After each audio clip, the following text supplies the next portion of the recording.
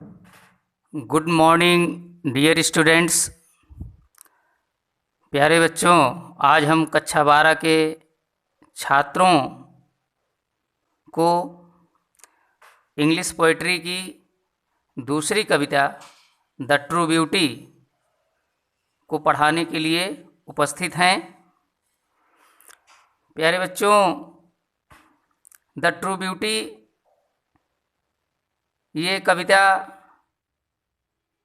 Thomas Cairo के द्वारा compose की गई है। यह कविता एक लिरिक है। तो सबसे पहले हम ये जान लेते हैं कि व्हाट इज़ लिरिक। लिरिक क्या है?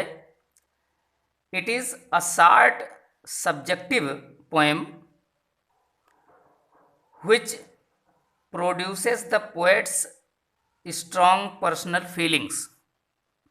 यानी यह एक छोटी सी सब्जेक्टिव पोएम होती है जिसमें कि कवि अपने पर्सनल फीलिंग्स को, इमोशंस को व्यक्त करता है।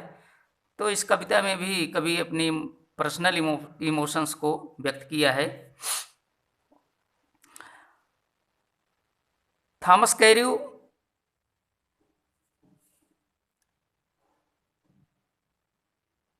कावेलियर पोएट्स जो कि कैरोलिन पीरियड के हैं। ऐसा माना जाता है कि Thomas Carew metaphysical poetry of school, जो कि जॉन डन के द्वारा स्थापित की गई थी, उसके एक स्टूडेंट थे और उस मेटाफिजिकल के सिद्धांतों से प्रेरित होकर के उन्होंने ये कविता लिखी है। इस कविता में कवि दो प्रकार की सुंदरता के बारे में वर्णन किया है। एक तो वो सुंदरता यानी फिजिकल ब्यूटी, जो कि गुलाबी गालों, मूंगे जैसे होठों या फिर सितारे जैसे आँखों से संबंधित हैं, जो अस्थायी होती हैं। और ये सुंदरताएं या इन अंगों की सुंदरता समय के साथ साथ नष्ट हो जाती हैं। यानी जब बुढ़ापा आता है तो ये अंग प्रत्यंग, वो चाहे रोजी चीक्स हों, चाहे कोरल लिप्स हों या स्टार लाइक आइज हों, ये सब नष्ट हो जाते हैं। और जब या इन अंगों की रंगत या सुंदरता फेड हो जाती है, गायब हो जाती है, तो प्रेमी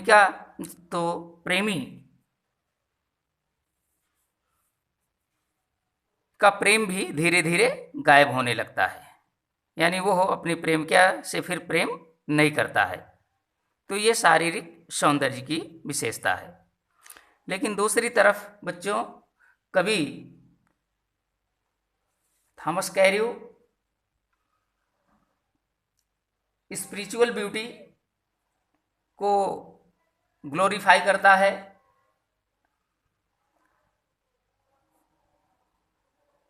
और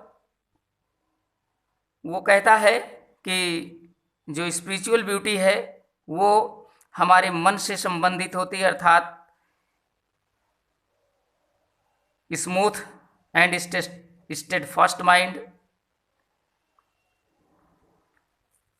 और प्योर थॉट्स, काम डिजायर्स और hearts combined with equal love. ये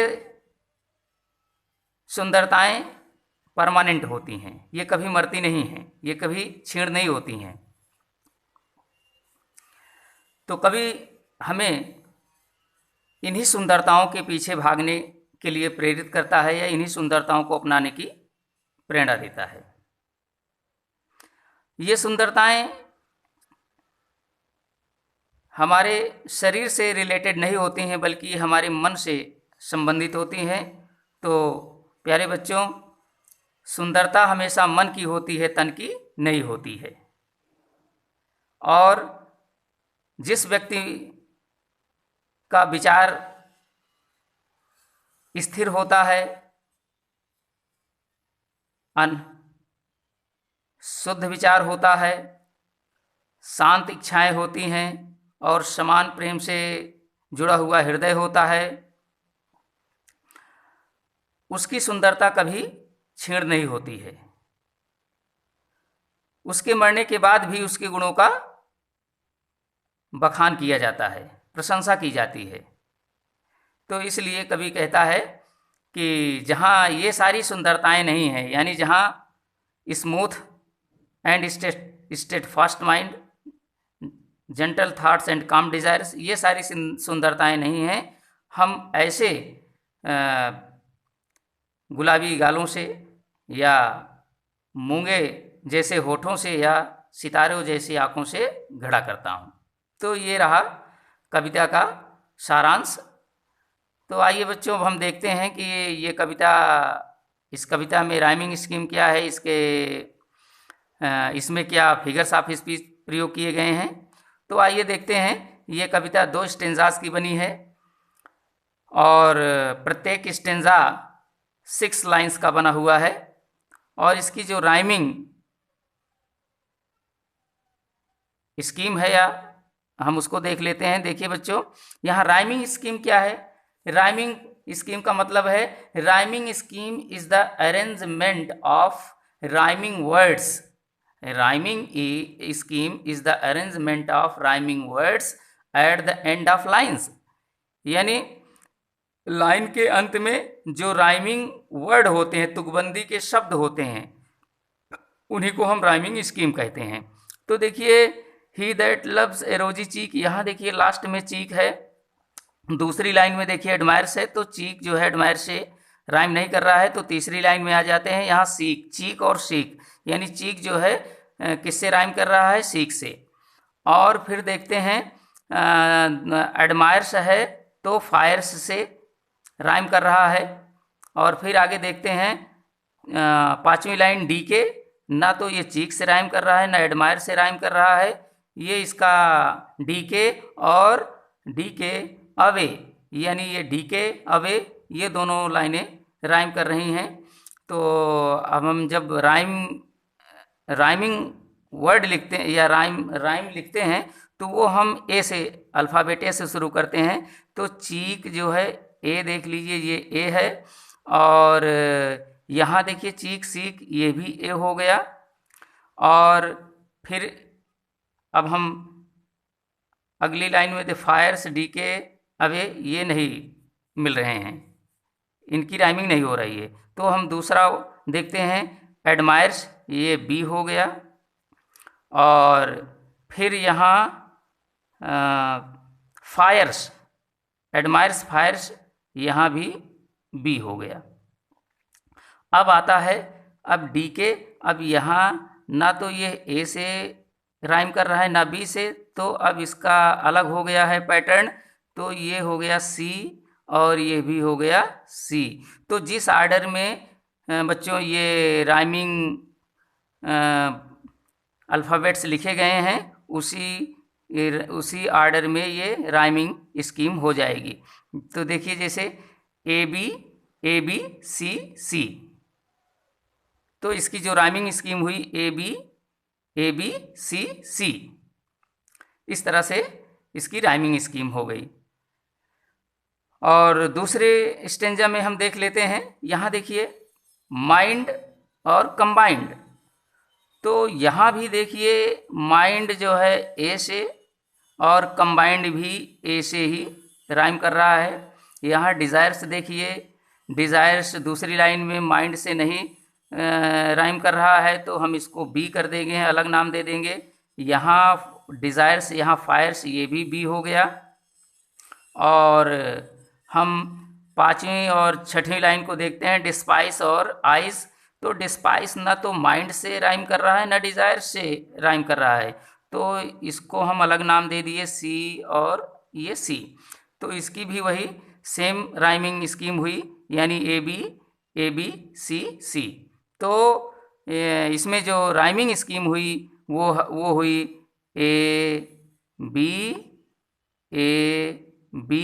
सी, ये इसकी राइमिंग स्कीम हो गई। अब आइए हम इसमें देख लेते हैं बच्चों कि इसमें फिगर्स ऑफ स्पीच क्या है। तो आइए देखते हैं। देखिए, ही दैट लव्स ए रोजी चीक, यहाँ रोजी और चीक ये मेटाफर फिगर ऑफ स्पीच है। यहाँ चूंकि रोज और चीक ये दो अलग चीज़ें हैं, लेकिन इनको आपस में आइडेंटिफाई कर दिया गया है, इनको समरूप कर दिया गया है। तो आप मेटाफर फिगर ऑफ स्पीच की परिभाषा आप जानते ही हैं। हमने पहले उसमें पहली पोएम में भी बताया था, तो फिर से बता दे रहे हैं कि a metaphor is a condensed form of simile in which comparison between two objects of different kind is made without using the words of comparison, so like as such as etc। तो इसमें आप जान ही रहे हैं कि दो विरोधी चीज़ों की तुलना की जाती है, लेकिन उसमें तुलना करने वाले शब्दों को हम नहीं लिखते हैं। तो उन दो विरोधी चीज़ों को हम आइडेंटिफाई कर देते हैं या समरूप कर देते हैं। तो देखिए, यहाँ रोजी और चीक ये दोनों को आइडेंटिफाई कर दिया गया है, समरूप कर दिया गया है, एक मान लिया गया है। और आगे देखिए, यहाँ आर फ्रॉम, तीसरी लाइन में are from star like doth seek, यहाँ स्टार लाइक आइज, यहाँ देखिए स्टार लाइक आइज, यहाँ लाइक लगा है, और यहाँ स्टार और आइज दो विरोधी चीज़ें हैं, इनमें तुलना की गई है। और तुलना करने वाले शब्द जैसे लाइक है, सो है, एज है, इनका प्रयोग किया गया है। और लेकिन इनमें जो समानता है वो चमकने की है, यानी सिमिली जो फिगर ऑफ स्पीच आप जानते हैं कि in a simile a comparison is made between two dissimilar objects which have however at least one point in common। तो इसमें तुलना तो की जाती है दो विरोधी चीज़ों में, लेकिन वो किसी न किसी बात को लेकर के उनमें समानता होनी चाहिए। तो समानता इसमें स्टार और आइज में क्या है? चमकने की, शाइनिंग की। तो जैसे सितारे चमकते हैं वैसे आंखें भी चमकती हैं। जब व्यक्ति या स्त्री युवा होता है तो उसकी आंखें चमकदार होती हैं।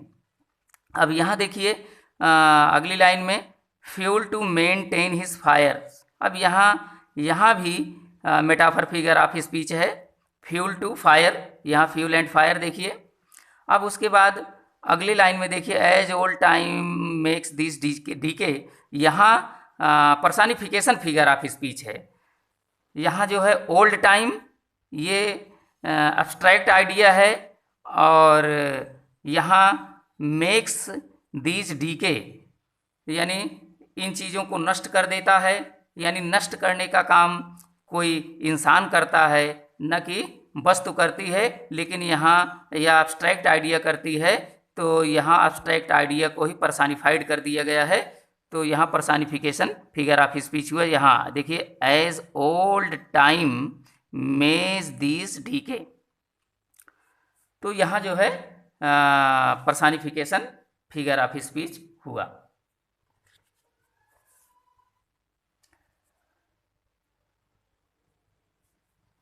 और लास्ट में देखिए किंडल नेवर डाइंग फायर्स, ये नेवर डाइंग फायर्स यहाँ भी मेटाफर फिगर ऑफ स्पीच है। और आगे एक लाइन है देखिए दूसरे स्टेंजा की पहले ही लाइन में स्मूथ एंड स्टेट फास्ट, यहाँ स्मूथ एंड स्टेट फास्ट, यहाँ एलिट्रेशन फिगर ऑफ स्पीच हुआ। यानी एलिट्रेशन फिगर ऑफ स्पीच आप जानते हैं जहाँ की कॉन्सोनेंट साउंड का रेपिटेशन बार बार हो, वहाँ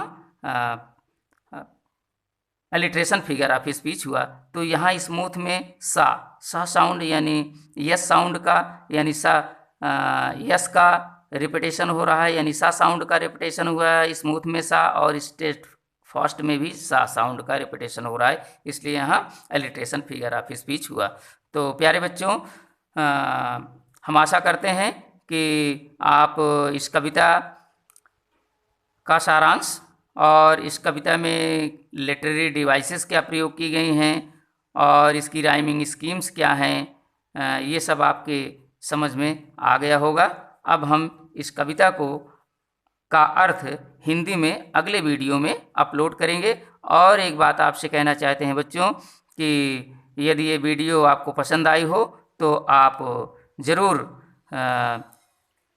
इस चैनल को सब्सक्राइब कर दीजिए और शेयर और लाइक भी कर दीजिए और बेल आइकन बटन ज़रूर दबा दीजिए, जिससे कि नए नए वीडियोस की जानकारी या अपडेशंस आप तक पहुंचती रहें।